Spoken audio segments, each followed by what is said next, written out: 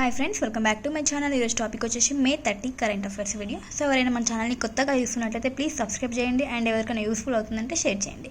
ఇంకా లేట్ చేయకుండా టాపిక్లోకి వెళ్తే కనుక ఫస్ట్ చాలా ఇంపార్టెంట్ టాపిక్ తెలంగాణ ఆస్పిరెంట్స్కి అయితే తెలంగాణ ప్రభుత్వం కొత్తగా గద్దర్ సినీ పురస్కారాల గురించి అయితే అప్పుడు తెలంగాణ ప్రభుత్వం ఆమోదం తెలపడం జరిగింది. సో ఆ సినీ పురస్కారాలని గద్దర్ సినీ పురస్కారాలు 2024 ఇయర్కి సంబంధించి ఈ పురస్కారాలను అయితే ప్రకటించడం జరిగిందనమాట. సో కొత్తగా దీన్ని ప్రవేశపెట్టడం జరిగింది. సో గుర్తుంచుకోండి, 2024కు సంబంధించినది. ఏ తేదీన ప్రకటించారంటే మే 29న ప్రకటించడం జరిగింది. సో డేట్ కూడా చాలా important. For the first time ఈ పురస్కారాలని ఇంట్రడ్యూస్ చేశారు కాబట్టి. అయితే ఇక్కడ కేటగిరీస్ చూస్తే కనుక ఉత్తమ చిత్రంగా వచ్చేసి కల్కి చిత్రం ఎంపిక అవ్వడం జరిగింది. ఉత్తమ నటుడు వచ్చేసి పుష్ప 2 మూవీకి సంబంధించి అల్లు అర్జున్ గారిని ఉత్తమ నటుడిగా ఎంపిక చేశారు. ఉత్తమ నటి వచ్చేసి నివేదా థామస్. మూవీ వచ్చేసి 35 చిన్న కథ కాదు అనే మూవీకి సంబంధించి. నెక్స్ట్ ఉత్తమ బాలల చిత్రంగా ఏ సినిమా నిలిచిందంటే 35 చిన్న కథ కాదు అనే చిత్రం. ఉత్తమ చారిత్రక చిత్రంగా రజాకర్ నిలవడం జరిగింది. రజాకర్ మూవీ. ఉత్తమ తొలి చిత్ర దర్శకుడు ఎవరు? యదువంశీ. మూవీ వచ్చేసి కమిటీ కుర్రోలు. నెక్స్ట్ ఉత్తమ ప్రజాదరణ పొందిన చిత్రంగా ఆయ్ మూవీ నిలిచింది. ఉత్తమ దర్శకుడిగా నాగ్ అశ్విన్. మూవీ వచ్చేసి కల్కి. ఉత్తమ సహాయ నటుడుగా ఇక్కడ సహాయ నటి కేటగిరీ కూడా చాలా ఇంపార్టెంట్. సో ఇక్కడ ఉత్తమ సహాయ నటుడిగా వచ్చేసి సరిపోదా శనివారం మూవీలో యాక్ట్ చేసినటువంటి ఎస్జే సూర్య. నెక్స్ట్ ఉత్తమ సహాయ నటి వచ్చేసి అంబాజీపేట మ్యారేజ్ బ్యాండ్ మూవీ నుంచి నటించినటువంటి శరణ్య ప్రదీప్. ఉత్తమ సంగీత దర్శకుడు వచ్చేసి రజాకర్ మూవీకి పాడినటువంటి బీమ్స్ సిసిరోలియో. ఉత్తమ హాస్య నటుడు వచ్చేసి సత్య అండ్ వెన్నెల కిషోర్. ఉత్తమ హాస్య నటుడు. ఉత్తమ కథా రచయిత వచ్చేసి శివ పాలడుగు. మూవీ వచ్చేసి మ్యూజిక్ షాప్ మూర్తి. ఉత్తమ స్క్రీన్ ప్లే రచయిత వచ్చేసి వెంకీ అట్లూరి లక్కీ భాస్కర్ మూవీ. ఉత్తమ గీత రచయిత వచ్చేసి చంద్రబోస్. ఉత్తమ కాస్ట్యూమ్ డిజైనర్ వచ్చేసి కల్కి మూవీ అర్చనారావు మరియు అజయ్ కుమార్. వీరు వచ్చేసి ఉత్తమ కాస్ట్యూమ్ డిజైనర్గా విజేతగా నిలవడం జరిగింది. మూవీ వచ్చేసి కల్కి. సో ఇవి వచ్చేసి గద్దర్ సినీ పురస్కారాలు 2024 ఇయర్కి సంబంధించి.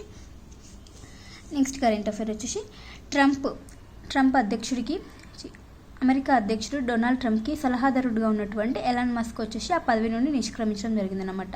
సలహాదారు పదవి నుండి ఎలాన్ మస్క్ వచ్చేసి ఎగ్జిట్ అవ్వడం జరిగిందనమాట. ఇతను వచ్చేసి అమెరికా ప్రభుత్వ వ్యయాన్ని తగ్గించడం కోసం డోస్ అనే దాన్ని ఏర్పాటు చేయడం జరిగింది. దీనికి నేతృత్వం వహించాడు ఎలాన్ మస్క్, అమెరికా ప్రభుత్వ వ్యయాలని తగ్గించడం కొరకు.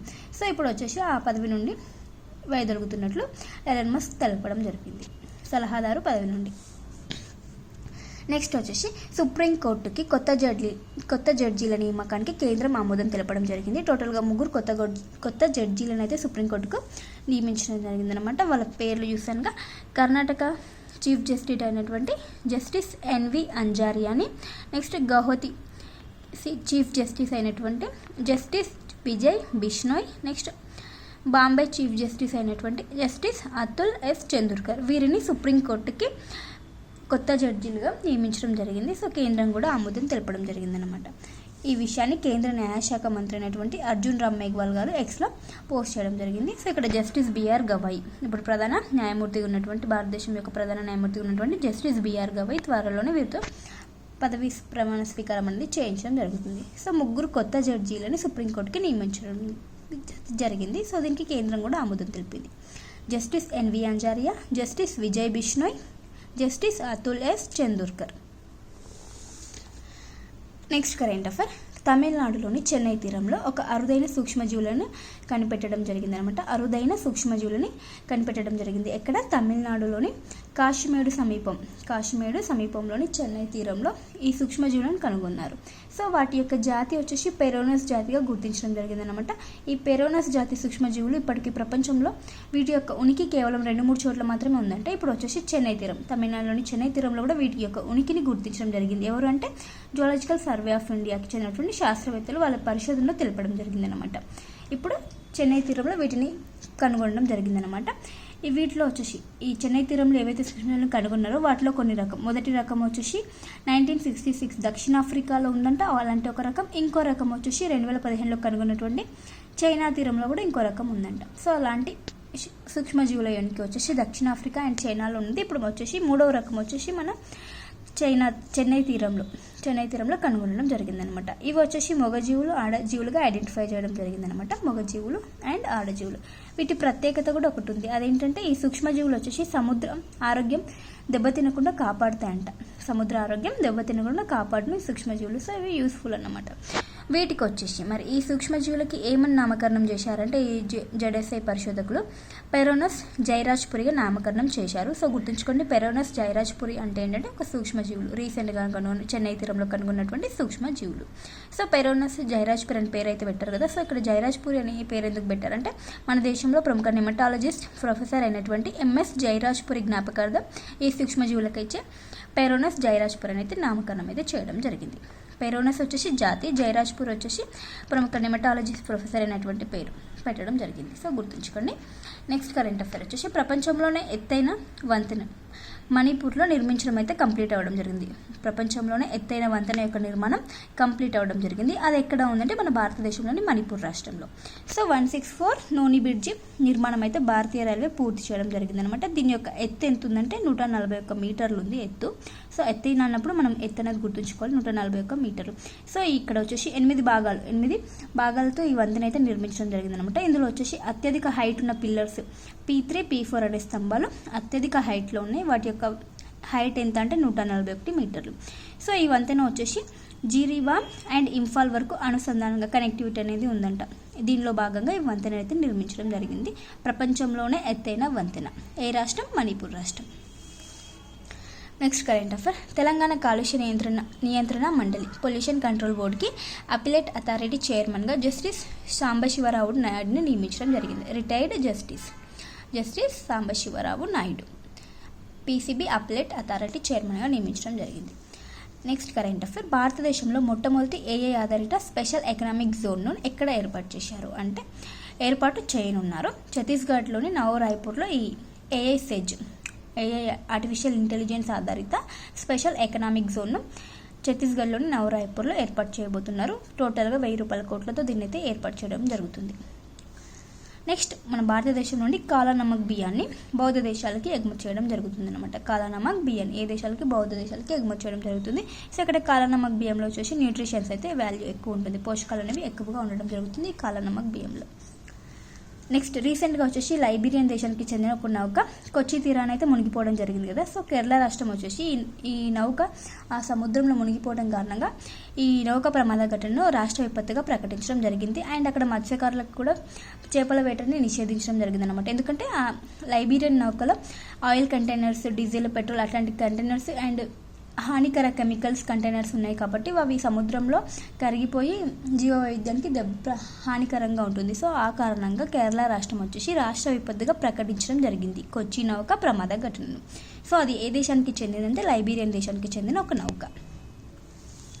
Next current affair. చైనా దేశం వచ్చేసి తియాన్వెన్-2 అనే మిషన్ని లాంచ్ చేయడం జరిగిందనమాట. ఈ మిషన్లో భాగంగా 2027 నాటికి ఒక ఆస్ట్రాయిడ్ 2016H03 నుంచి శాంపుల్స్ అనేది సేకరించడం జరుగుతుందంటే 2027 నాటి వరకు. అండ్ కామెట్ 311P అనే తోకచుక్కని పరిశోధన చేస్తుందంట చైనాకు చెందినటువంటి Tianwen mission. Next current affair. Global Indian of the year award 2025 గ్రహీత వచ్చేసి సద్గురు. ఈ అవార్డుని ఎవరు ఇస్తున్నారంటే కెనడా ఇండియా ఫౌండేషన్ వచ్చేసి ఈ అవార్డుని ఇవ్వడం జరుగుతుంది. గ్రహీత Sadhguru. Global Indian of the year award 2025. Next current affair. Semiconductor ఆవిష్కరణలను ప్రోత్సహించడం కొరకు ఒక ఒప్పందం అయితే జరిగింది. వాటికి మధ్య అంటే ఐఐటి ఖరగ్పూర్కి మరియు సింగపూర్కి మధ్య ఈ ఒప్పందం అనేది కుదిరింది. దేని కొరకు అంటే సెమీ కండక్టర్ ఆవిష్కరణలని ఇన్నోవేషన్స్ని ప్రోత్సహించడం కొరకు ఈ ఒప్పందం అయితే జరిగింది. నెక్స్ట్ ప్రముఖ రచయిత కెన్యా దేశానికి చెందినటువంటి ప్రముఖ రచయిత గుగివా థియాంగో మరణించడం జరిగింది. ఇతను వచ్చేసి ఇతని యొక్క ఇంగ్లీష్ నావెల్ వచ్చేసి వీప్ నాట్ చైల్డ్ వచ్చేసి ఇతని యొక్క ఇంగ్లీష్ నావెల్. సో ఈ ప్రముఖ రచయిత మరణించడం జరిగింది కెన్యా దేశం. పేరు వచ్చేసి గుగివా థియాంగో ఇతని పేరు. Next current affair. Asian weight lifting ఛాంపియన్షిప్కి మన భారత్ ఆతిథ్యం ఇవ్వబోతుందంట 2026 సంవత్సరంలో జరగబోయేటువంటి ఈ ఆసియన్ వెయిట్ లిఫ్టింగ్ ఛాంపియన్షిప్కి మన భారత్ ఆతిథ్యం ఇవ్వబోతుంది. దాదాపు 44 సంవత్సరాల తర్వాత తొలిసారిగా ఈ ఆతిథ్యం అయితే ఇవ్వడం జరుగుతుంది. నేమ్ గుర్తుంచుకోండి, Asian weight lifting championship. Next ఇప్పుడు ప్రజెంట్ అయితే ఆసియన్ అథ్లెటిక్స్ ఛాంపియన్షిప్ వచ్చేసి దక్షిణ కొరియాలోని గమిలో జరుగుతుంది కదా 2025. ఇక్కడ వచ్చేసి మన భారతదేశం నుండి జ్యోతి ఎర్రాజీ అండ్ అవినాష్ సాబ్లే ఇద్దరు స్వర్ణ పథకాలు అయితే సాధించడం జరిగిందనమాట. సో రోజు ఒక న్యూస్ అయితే ఉంటుంది ఆసియన్ అథ్లెటిక్స్ ఛాంపియన్షిప్కి సంబంధించి. సో మళ్ళీ ఈరోజు వచ్చేసి జ్యోతి ఎర్రాజీ స్వర్ణం పథకం గెలవడం జరిగింది రన్నింగ్ రేస్లో. 100 మీటర్స్ రన్నింగ్ రేస్లో ఈ స్వర్ణ పథకాన్ని గెలిచింది జ్యోతి ఎర్రాజీ. అండ్ అవినాష్ సాబ్లే వచ్చేసి స్వర్ణ పథకం గెలవడం జరిగింది. ఇది కూడా రన్నింగ్ రేస్ స్టీపుల్ రన్నింగ్ రేస్లో స్టీపుల్ చేస్లో స్వర్ణ పథకం లభించడం జరిగిందనమాట. ఇతనికి కూడా 3000 మీటర్స్ రేస్లో. జ్యోతి ఎర్రాజీ, అవినాష్ సాబ్లే ఇవి వచ్చేసి May 31 ఎండ్ అవుతుంది ఈ Asian athletic championship. Next current affair షాంగ్రీలా dialogue 2025. ఇది వచ్చేసి ఇప్పుడు May 30 నుంచి June 1 వరకు ఎక్కడ అంటే సింగపూర్లో జరుగుతుంది. ఇది వచ్చేసి 22వ ఎడిషన్ షాంగ్రీలా డైలాగ్ 2025. ఎవరు దీన్ని నిర్వహిస్తున్నారు ఈ సదస్సును అంటే international institute for strategic studies యూకేకి చెందినటువంటి సంస్థ అండ్ మినిస్ట్రీ ఆఫ్ డిఫెన్స్ సింగపూర్కి చెందిన మినిస్ట్రీ డిఫెన్స్ రక్షణ సంస్థ వచ్చేసి షాంగ్రీలా డైలాగ్ అనేది నిర్వహించడం జరుగుతుంది సింగపూర్లో. ఇది రక్షణకి డిఫెన్స్కి సంబంధించిన ఒక సదస్సు. Next current affair nomadic elephant ఒక మిలిటరీ విన్యాసం అన్నమాట. ఇది వచ్చేసి మంగోలియా దేశ రాజధాని అనేటువంటి ఉలాన్ బాటర్లో ఈసారి ఈ విన్యాసం జరుగుతుంది. నోమాడిక్ ఎలిఫెంట్ మిలిటరీ విన్యాసం ఏ తేదీన అంటే May 31 నుంచి June 13 వరకు విన్యాసం అనేది ఈ ఉలాన్ బాటర్లో జరుగుతుందన్నమాట. ఇది 17వ ఎడిషన్. ఎప్పటి నుంచి ప్రారంభమైందంటే 2004 సంవత్సరం నుంచి ఈ విన్యాసం అనేది స్టార్ట్ చేయడం జరిగింది. సో మరి ఈసారి ఏ దేశాలు ఇందులో పార్టిసిపేట్ చేస్తున్నాయంటే భారత్ అండ్ మంగోలియా ఈ 2 దేశాల మధ్య జరిగే విన్యాసం నోమాడిక్ ఎలిఫెంట్ మిలిటరీ విన్యాసం ఆర్మీకి సంబంధించినటువంటి విన్యాసం అనమాట. ఇందులో వచ్చేసి భారత్ నుంచి వచ్చేసి అరుణాచల్ స్కౌట్స్ అనే 45 మంది ప్రతినిధి బృందం వచ్చేసి ఈ విన్యాసంలో పాల్గొనడం జరుగుతుంది భారత్ సైనికులు. Next current affair menstrual hygiene survey 2025. ఈ సర్వేని వచ్చేసి కండక్ట్ చేసిన సంస్థ వచ్చేసి ఎవర్టీన్ అనే సంస్థ కండక్ట్ చేయడం జరిగింది. సో ఇక్కడ వాళ్ళు సేకరించిన సమాచారం ఆన్లైన్లో అంటే వాళ్ళు సర్వే చేసిన ప్రకారం వచ్చేసి ఏమేమి తెలిపారంటే మహిళలు ఆన్లైన్ ద్వారా ఈ మెన్స్ట్రువల్కి సంబంధించిన పీరియడ్స్కి సంబంధించిన సమాచారాన్ని ఆన్లైన్లో ఎంతమంది పొందుతున్నారంటే మహిళలు సోషల్ మీడియా ద్వారా 71% మంది మహిళలు సమాచారాన్ని ఏదైతే పీరియడ్స్కి సంబంధించిన సమాచారం ఉంటుందో దాన్ని ఆన్లైన్ ద్వారా పొందుతున్న మహిళలు 71%. మరి ఆ సమాచారాన్ని ఎంతమంది నమ్ముతున్నారు ఏదైతే సమాచారం మీడియా ద్వారా పొందడం జరిగిందో సోషల్ ప్లాట్ఫామ్స్ ద్వారా పొందుతున్న సమాచారాన్ని ఎంతమంది నమ్ముతున్నారంటే కేవలం 11.5% మంది మహిళలే ఆ సమాచారాన్ని నమ్ముతున్నారంట. సో ఇంకొకటి ఏంటంటే టోటల్గా మహిళలు 87.8% మంది మహిళలు శానిటరీ ప్యాడ్స్ని వాడుతున్నారు అండ్ 5.7% మంది మహిళలు డిస్పోజబుల్ ప్యాంటీస్ని వాడటం జరుగుతుందంట. అయితే వరల్డ్ హెల్త్ ఆర్గనైజేషన్ ప్రకారం వచ్చేసి 50 కోట్ల మంది మహిళలకు ఈ మెన్స్ట్రువల్ పీరియడ్స్కి సంబంధించినటువంటి సరైన సదుపాయాలు 50 కోట్ల మంది మహిళలకు లేవని వరల్డ్ హెల్త్ ఆర్గనైజేషన్ అయితే తెలపడం జరుగుతుంది. సో ఇవన్నీ ఫ్రెండ్స్ ఈరోజు ఇంపార్టెంట్ కరెంట్ అఫేర్స్. వీడియో నచ్చితే ప్లీజ్ లైక్ చేయండి, అలాగే షేర్ చేయడం మాత్రం అసలు మర్చిపోకండి. Thank you for watching. By by.